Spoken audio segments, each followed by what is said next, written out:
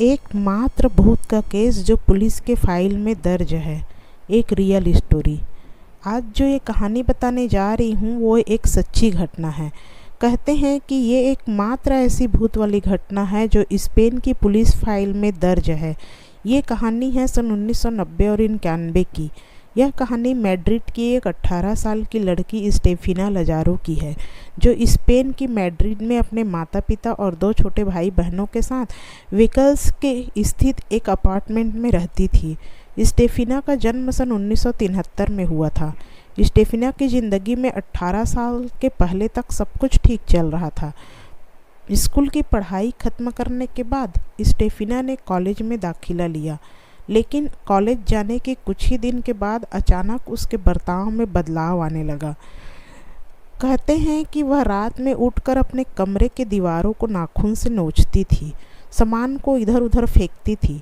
उसका छोटा भाई जो था वो उसी कमरे में सोता था।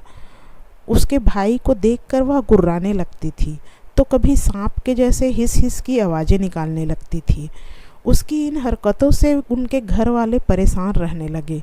इसका कारण जानने के लिए एक दिन उसके माँ बाप ने उसके कमरे की तलाशी ली, तो उन्हें पता चला कि स्टेफिना तंत्र मंत्र और काला जादू की किताबें पढ़ती है। उन लोगों को लगा कि हो सकता है इन्हीं किताबों का असर होगा। अगस्त सन 1991 में स्टेफिना की हालत और ज़्यादा ख़राब होती चली गई। वे क्रिश्चियन परिवार से थे, इसीलिए उन्होंने स्टेफिना को फादर को दिखाया, पर सब नॉर्मल निकला। तबीयत ज़्यादा बिगड़ने के कारण उन्हें मैड्रिड की एक सरकारी अस्पताल ले गए और 3 हफ्ते तक इलाज चलने के बाद भी डॉक्टरों को कोई बीमारी नहीं दिखाई दी। एक दिन स्टेफिना के माँ बाप को पता चला कि उसकी मौत हो गई है। रिपोर्ट में भी केवल यही निकला कि दिल की धड़कन रुकने से स्टेफिना की मौत हो गई। उसके बाद पूरी विधि विधान से उसका अंतिम संस्कार किया जाता है। फिर उसके कमरे को साफ करके उसके सामान को निशानी के तौर पर सजा कर रख दिया जाता है और कमरे को बंद कर दिया जाता है। स्टेफिना की मौत को 15 दिन से ज़्यादा हो गए थे। फिर एक रात ज़ोर ज़ोर से आवाज़ें आने लगा। कोई उस कमरे से माँ माँ पुकार रहा था। घर वाले डर गए। जब कमरा खोलकर देखा तो पूरा सामान बिखरा पड़ा था। दीवारों पर वही नाखूनों के निशान थे। सब डर जाते हैं। जैसे तैसे कमरा साफ करके फिर से उसे बंद कर दिया जाता है। एक दिन स्टेफिना के कॉलेज की कुछ टीचर्स को लोगों को पता चलता है कि स्टेफिना की मौत हो गई है। तभी अचानक स्टेफिना के कॉलेज के वो टीचर्स एक दिन उनके घर पहुंच जाते हैं और वो बताते हैं कि एक दिन जब वो कॉलेज के पीछे वाले हिस्से में जाते हैं तो उसने देखा कि 4 लड़कियां, जिसमें एक स्टेफिना भी थी, वो चारों गोल घेरा बनाकर खड़े हैं। बीच में एक लकड़ी का बोर्ड रखा हुआ है। वो उस बोर्ड में कुछ कर रही थी।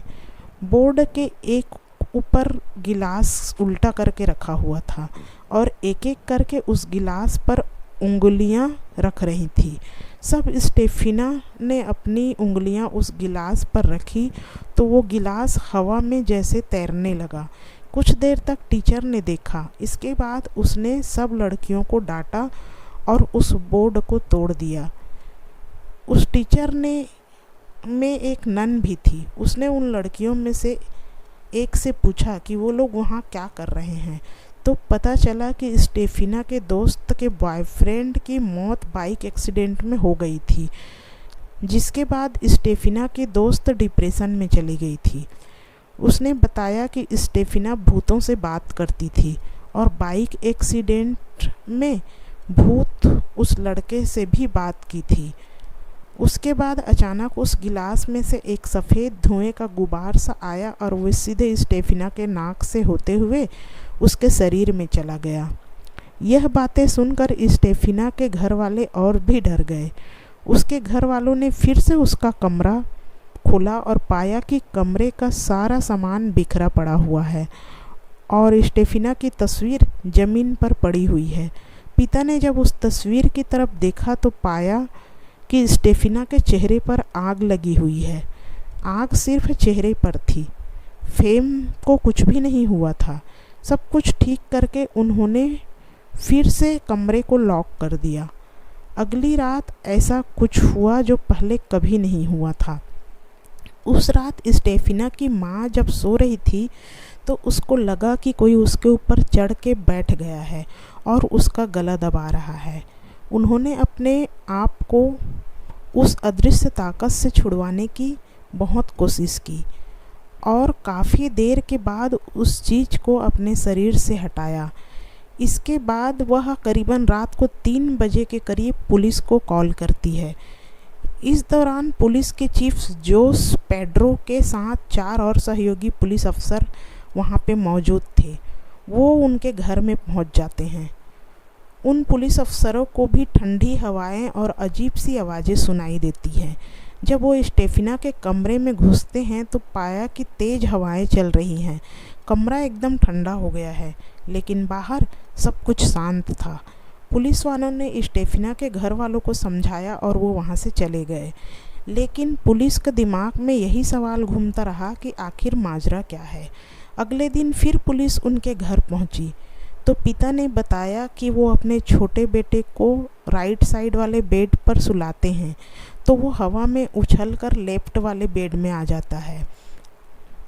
पुलिस को विश्वास नहीं हुआ। वो वहाँ पर रात भर रुकने का फैसला करते हैं। ये सारा मंज़र अपने आँखों से देखते हैं। उन्हें भी अपने आँखों पर विश्वास नहीं होता है, पर यही सच था। जीसस की फ़ोटो भी उल्टी पड़ी रहती है।